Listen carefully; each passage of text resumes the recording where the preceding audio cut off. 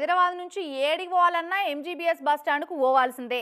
కానీ for the first time in history దయచేసి ఎటన పోయేతందుకు MGBS bus స్టాండ్కి అయితే రాకుండ్రని ఆర్టీసోళ్లే బస్ స్టాండ్ను బంద్ పెట్టించిర్రు. పండుగ సెలవుల రద్దీ అనుకునేరు గిట్ట కాదు. పండుగ సెలవులకు వరద లెక్క రావాల్సిన ప్యాసింజర్ల జాగల నిజంగా వరదే వచ్చి బస్ స్టాండ్ను కబ్జా పెట్టింది. హైదరాబాద్లో మూసీ నదికి పూనకాలొచ్చినట్టే వరద రఫ్ఫునొచ్చింది. ఇక చూడుర్రి పట్నంలో మూసి ఒడ్డు మీద ఉన్న వాళ్ళ గోసలు ఎట్లున్నాయో. హైదరాబాద్లో ఎంజీబీఎస్ కుదరం చూడుర్రి ఎట్లున్నదో.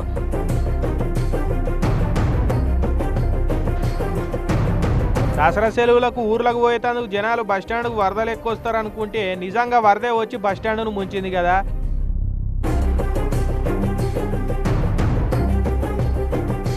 తెల్లారి వరద ఎక్కువే వరకు ఆఫీసర్లు బస్టాండ్ను బంద్ పెట్టించారు.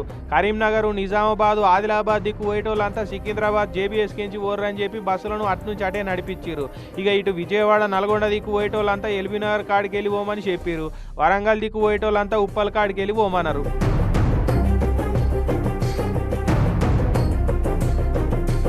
ఇక పురాణపూల్ దిక్కున్న బస్తీలన్నీ మూసిళ్ళే మునకలేసినాయి.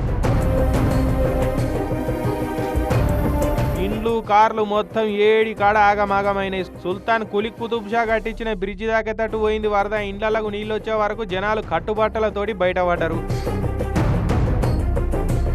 పురాణపూల్ శివాలయం కానే ఉంటున్న అయ్యగారి కుటుంబం అంతా వరదల చిక్కుతే హైడ్రా వాళ్ళకు చెప్పంగానే హైడ్రాలిక్ క్రేన్ తెప్పించి వాళ్ళని ఇట్లా బయటకు తీసుకొచ్చిర్రు.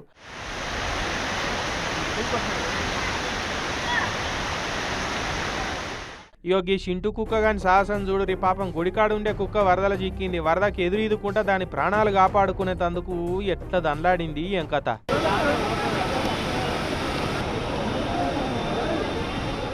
షెబ్బాషరా చింటూ, మొత్తానికైతే వరదకి ఎదురీది గుళ్ళకైతే చేరిండు పో.